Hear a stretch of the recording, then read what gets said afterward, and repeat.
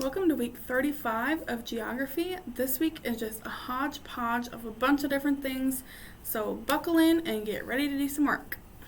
Real quickly, we'll go over what your assignments are for this week. On day 1, you're going to read pages 695 to 701 and do worksheet 25-1. Also, on page 702, you'll read a little bit about haikus, and we'll go over that in this video also. And then you will write your own haiku about something in nature. So it could be about an animal, plants, trees, hurricane, tornado, anything in nature you will write your own haiku about. So we'll talk about that in a little bit.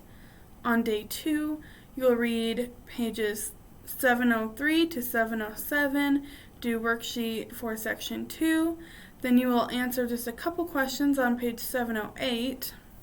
On page 708, you'll see that you're just looking at a map and then a bar graph and answering some questions about it. On day 3, you will read pages 715 to 720, do another worksheet. On day 4, you'll read the last section and do worksheet 26-2, also on page 725. Looks like there's a couple more questions about reading a map. So you're going to answer those questions about practicing your map skills. So make sure you slow down, read through it, ask for help from your teacher if you need help, and you can get this easily done in 1 week.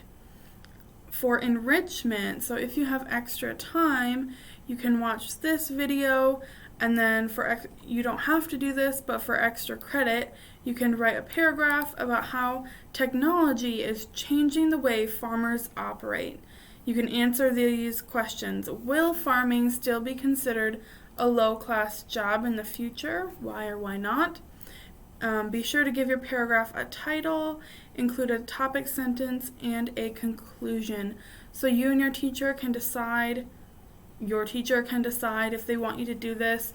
This can be for an English grade, for a writing prompt, or for a geography grade. So that part you can maybe talk to them about. Do you need some more points in English? Maybe you want to do this for some extra credit points. But we will get right into the rest of this video. So we are on week 35. On page 702, you can read about haikus there. What is a haiku? Maybe you learned about this in English class. A haiku is a type of poetry from Japan, and it's usually about nature or human emotions. How do you write a haiku? A haiku has 3 lines. The first line and the third line have 5 syllables each. So if you don't know what a syllable is, pick any word. Watermelon. How do you divide that word based on the sounds? Watermelon. Watermelon. Has 4 syllables. How about the word dog? Dog. That has 1 syllable. So there's just a quick review of syllables. There's a little more to it than that, but your teacher or your para can help you write the haiku poem. Here's some examples of haiku poems. Here's one with the trees. This is about nature. I saw 2 seagulls and a red bird in a tree, waiting there for spring. So if we were to clap these out by syllables, the first line, I saw 2 seagulls. I saw 2 seagulls. 5 syllables. The second line, and a red bird in a tree. And a red bird in a tree. 7. And then the third line, waiting there for spring. Waiting there for spring. So once again, 5, 7, 5 is the pattern. Here's another syllable. What is mine is yours. What would I be without you? Oceans share water. So there's another example of a haiku. And then this one is a little hard to read. It says, to demonstrate love, stop thinking about yourself and help someone else. If you were to break this down by syllables, the first line would have 5, the second line would have 2, and the third line would have 5 syllables. This week, you will also read about the 2 Koreas. First, there's the North Korea, which is a very strict communist state. We talked about communism last week, so if you don't remember, I would recommend going back and finding in the video where we talk about communism. And there's also South Korea, which has more freedom and prosperity that are enjoyed by the citizens there. Janet, 1910, Japan attacked Korea. You buy Japanese, you are guilty by association. What about your Canon SLR camera? But get half the price. Your money still went to Japan. Half the price? I rip off Japan. Talk to police. Why don't you just call the... Now, in North Korea, the very communist, strict government, the people are starving because the government limits their food. And it's also illegal to buy, sell, and trade with others. So the government will put you in prison if you try to make money outside of what the government says you can do. Also, they do not have the freedom to move around their country like we do. If I want to get in my car and drive to Disney World, I can do that. But in North Korea, you have to have permission to even go visit family members if they live in another part of the country. So it's very strict. There are people who try to escape from North Korea. Many people are brainwashed because their whole school system is set up to tell the kids, and if you grow up hearing this, you just believe it, they grow up thinking that North Korea is just the best place on the planet, and they love their government. But once in a while, people will realize, hey, there's got to be something better out there than what we're going through right now. And so they will try to escape. And if you look on this map, the red is North Korea. Once they escape, if they escape through China and the Chinese government catches them, they'll send them back to North Korea. But if they escape and go through China up to Mongolia or down to Thailand, Cambodia, Vietnam, those governments will help the people who escape and send them to South Korea, which is the country that gives them more freedom. So, a very perilous journey. I believe if you go this way, it's about 6,000 miles. So it takes 2 to 3 years sometimes of living in the wilderness, trying not to get found by anyone, to escape from North Korea. I'll play a clip here of someone who has escaped sharing a little bit about what that is like. Most of people who go through this arduous journey do not make it. However, some of you, like myself, who made it to freedom, Kim Jong-un has been planting landmines. Imagine that, planting landmines to the border areas.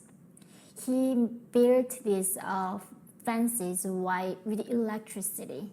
Even the general public cannot see the electricity in these fences around the country and the border town, got all the electrified. Even that is not enough. He planted these landmines on the border so people cannot escape. Pandas are a fun animal that many people like. Here, you can read about some facts of pandas if you pause the video, since I can't see out of this mask.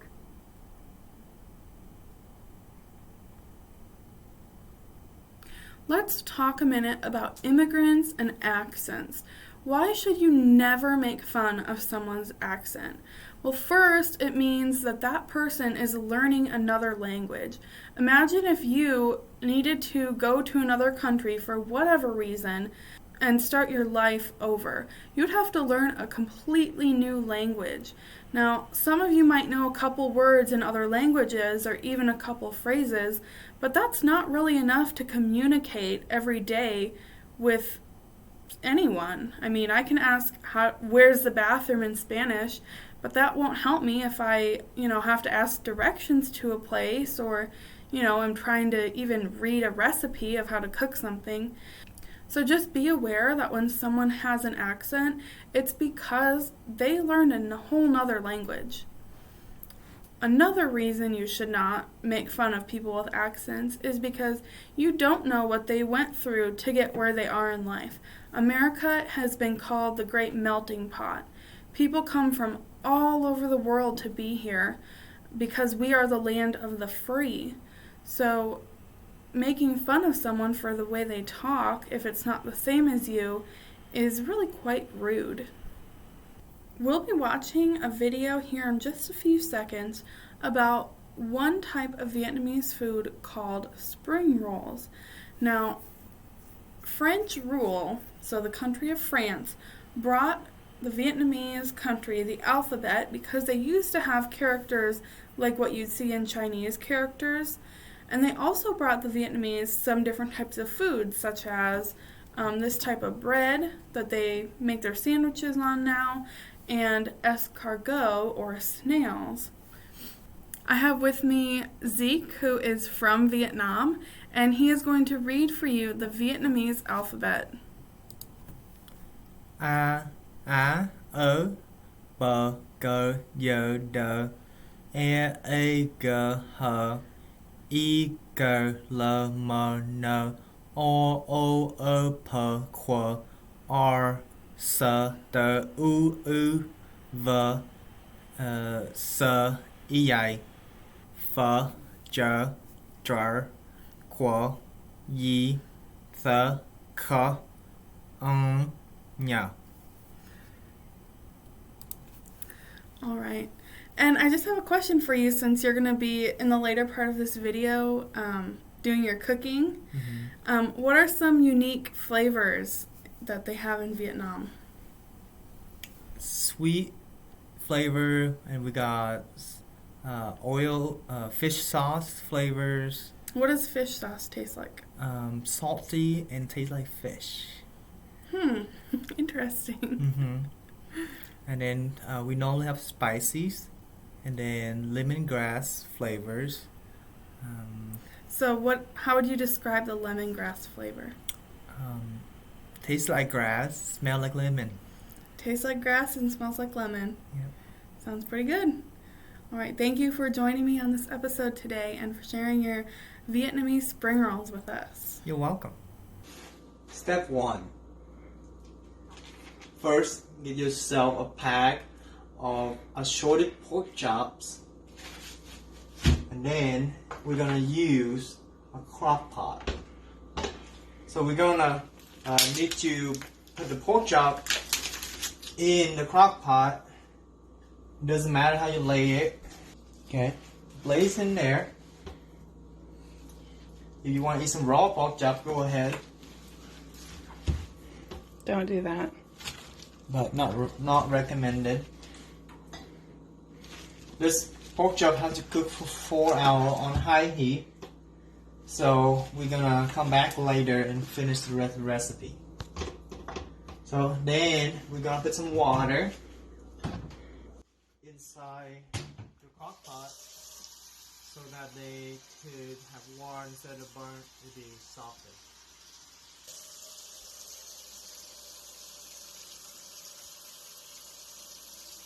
We also going to use the broth when once done in cooking for our remainder recipe.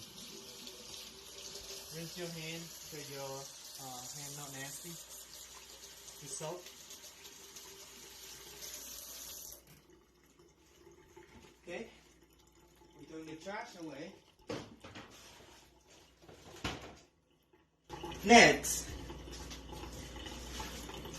Next, we want the pork chop to have a lot of taste, so we're gonna put salt on top of the pork chop. That's why we have some kind of seasoning on the pork chop. Next, you just put the lid and make sure to turn it on high. Turn it on high and let it cook for 4 hours. Well, 4 hours has been up. And now we are going to take a look at what the ingredients that we need. We already cooked pork earlier. Now we're going to take a look at the rest of the ingredients. Alright, first thing you're gonna need is called bánh tráng Việt Nam. It's rice paper, and you will need it to roll at the end before you eat. Next thing you also need is bún tươi Việt Nam. It's the Vietnamese rice noodles, so that you could use it one of your ingredients to roll before you eat. And not everyone likes shrimp, but if you like shrimp, use shrimp as a part of your ingredient to eat. For the veggie section where you're gonna roll up with, you're gonna need carrots. It's not Vietnamese, it's American. You also need cilantro. You also need lettuce. So we can cut it up later. If you like cucumber, you can use some cucumber. And I like mint. Mint gives you a different flavor. Now we're gonna need some ingredient for sauce. So what we need is peanut butter. Creamy will be the best.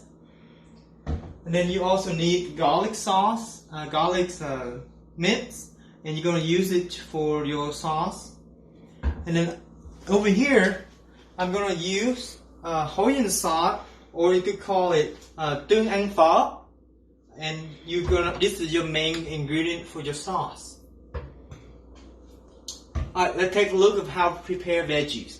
Well, for lettuce, normally take out the bag, and you're gonna rinse it because they have pesticide on it. So what you do,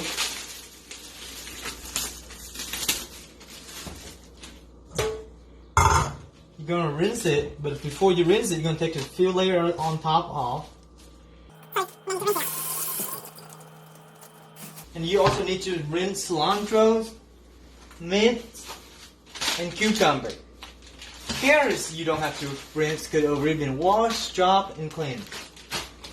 You need a sharp knife to cut the veggie, and that's why you don't have to. But if you don't know how to use a knife, ask an adult, because we don't want you to cut yourself.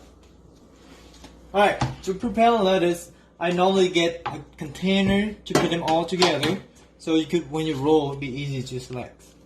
What I do is I cut this in half.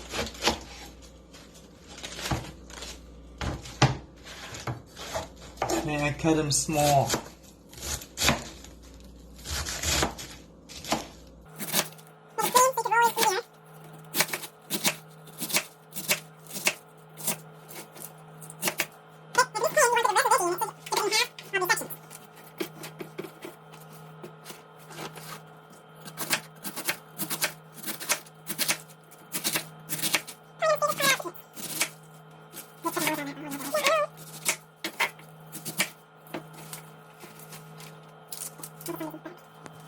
Next, we're going to prepare the cucumber.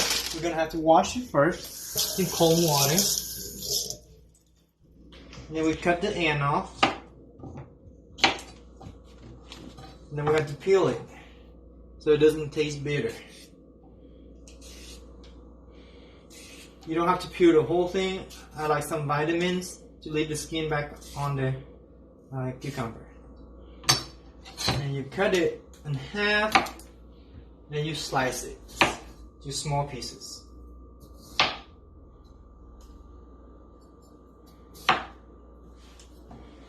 So you want to slice it into small pieces like this so that you could roll it easier later.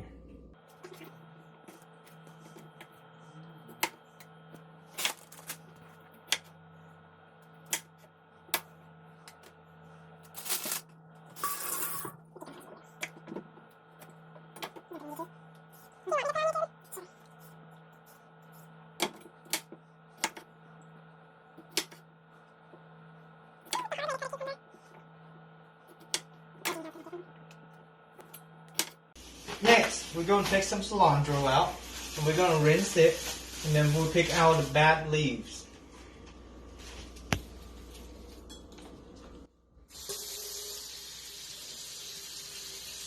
Shake it a few times, and let it drop what you don't need.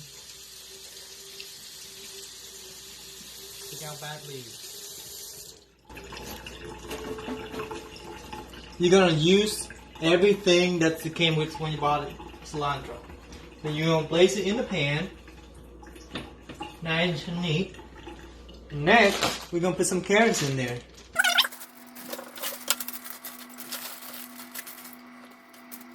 Then you're gonna rinse out your meat.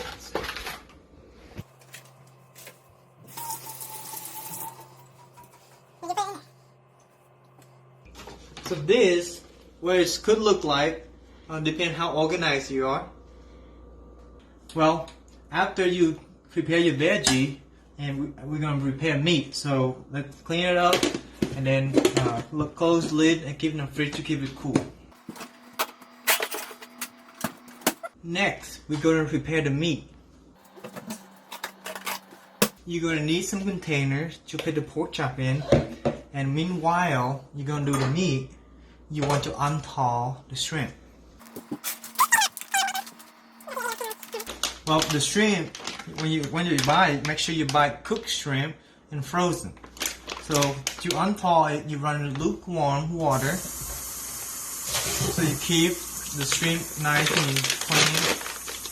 And you just throw it in there and let the water to unthaw the shrimp. Remember, buy cooked shrimp. Now, the pork chop is done cooking, so you're gonna take it out and then we're gonna cut it. We're gonna cut the meat and we're gonna throw the bones away. When you cut it, you just slice it as best as you can because it's gonna be really soft.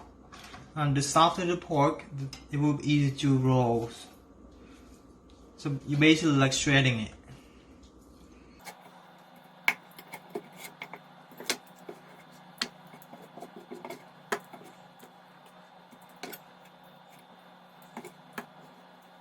When you're done cutting your pork, make sure you're not going to dump the broth out. We're going to use the broth later. Throw the bones away, keep the broth.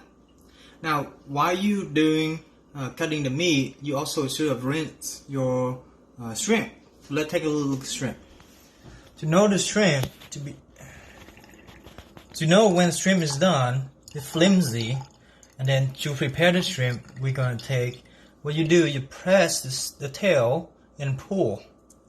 And so if you don't eat the tail, you keep the shrimp.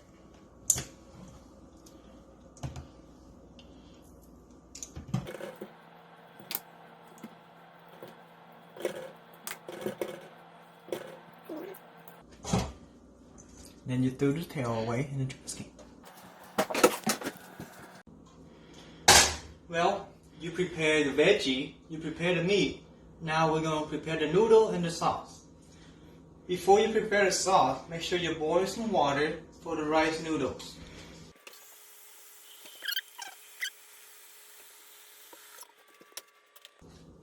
You're going to wait till it boils before you add the water, add the noodles. Next, we're going to cook it with the sauce. You're going to need about 5 tablespoons of oil. If you want more than that, you can double.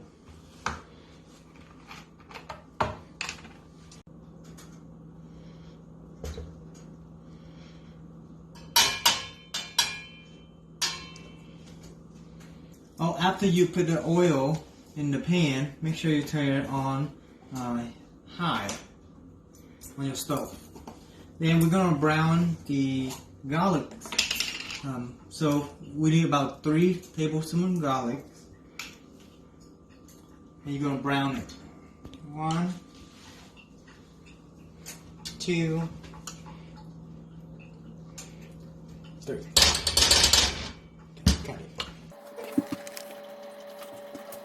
Well, when you're browning your garlic, make sure it's brown before you add the next ingredient, which is hoisin sauce. Now you're going to need 5 tablespoons of hoisin sauce. You take 1,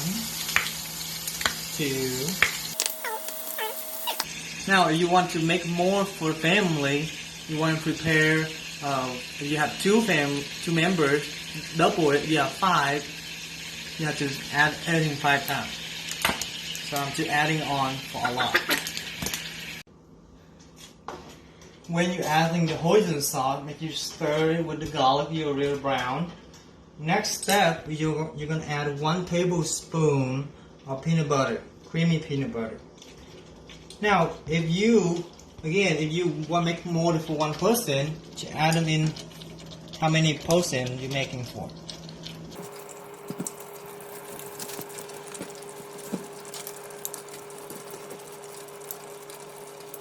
Alright, and then you're gonna mix your peanut butter in the sauce until it's gone.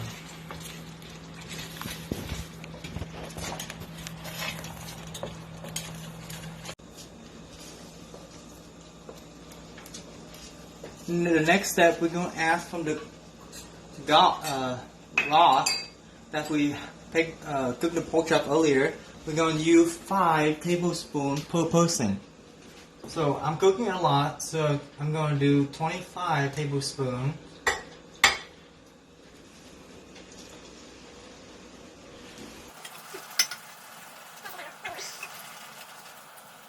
Because peanut butter will thicken up your sauce, so we're going to add broth to loosen it, make it thinner. While you're preparing the broth, make sure to keep an eye on your water. When it boils, you're going to put the rice noodle in it.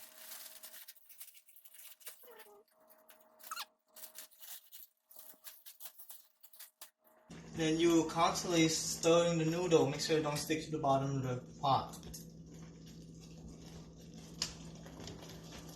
While stirring the noodle, you could rest it for a little bit to put 1 tablespoon of sugar inside your sauce.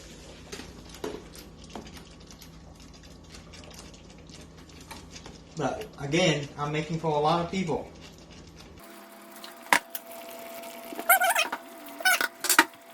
And so you mix it well.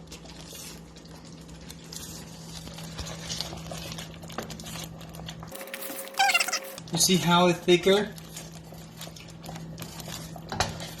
If you put too much broth in there, like I did, then let it sit on there a little bit, let the water evaporate, and you put sugar in and also again thicker. If you think it's be good, it's not too thickened, and it's done, you stir and taste it, it tastes good. It's going to taste a little bit sweet, peanut butter, and a little salty. So when it's thickened and done, you turn it off, let it sit.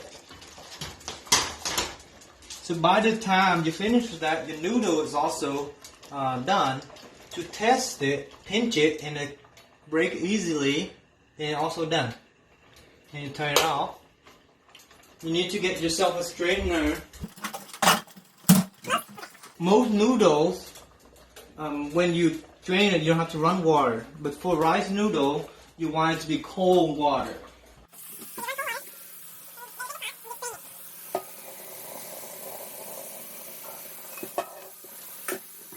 You want to stir it until the whole thing gets cold. It's still hot, so we're going to rinse it off.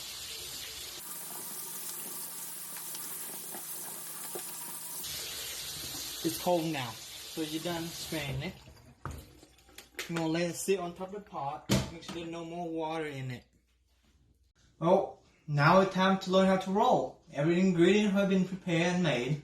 Sauce has been done. Now I will show you how to roll the spring roll. Oh, all you need is something big to hold hot water. Not boiling water. You could get the hottest water in your sink, which would be 140 degrees. Now, you're going to take a rice paper. Make sure no crack in it. You have to dip it in the rice paper in the hot water. Make it get softened. You could turn and twist. Make sure it's not too soggy.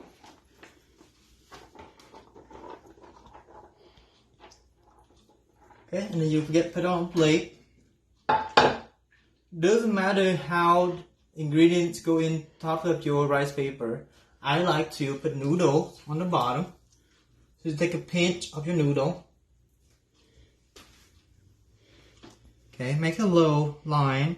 And I put lettuce, Just a little bit, depend how much you like.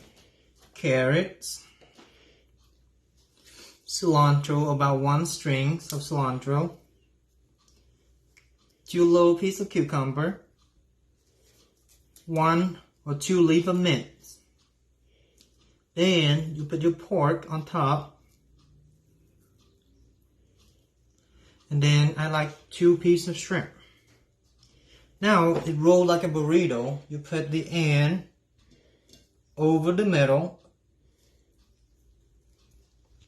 and you flip the one end off, and then you just roll like a burrito.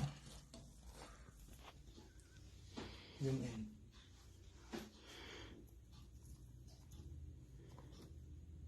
Okay. Now, Vietnamese spring roll is designed for a family to share. You put ingredients on the table, and then you get pick and choose of what you like. To eat it, you put sauce in a little cup, a little bowl, and then you just dip and eat.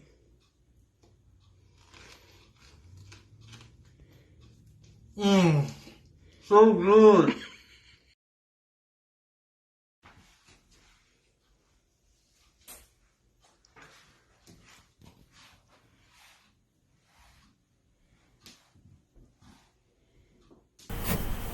Alright, that's all for this week. I will see you next week. Here you can read about. I can't even see. Okay, bye. Let's travel around the world through ocean, sea, and land. We don't have 80 days, but oh, our trip it will be grand.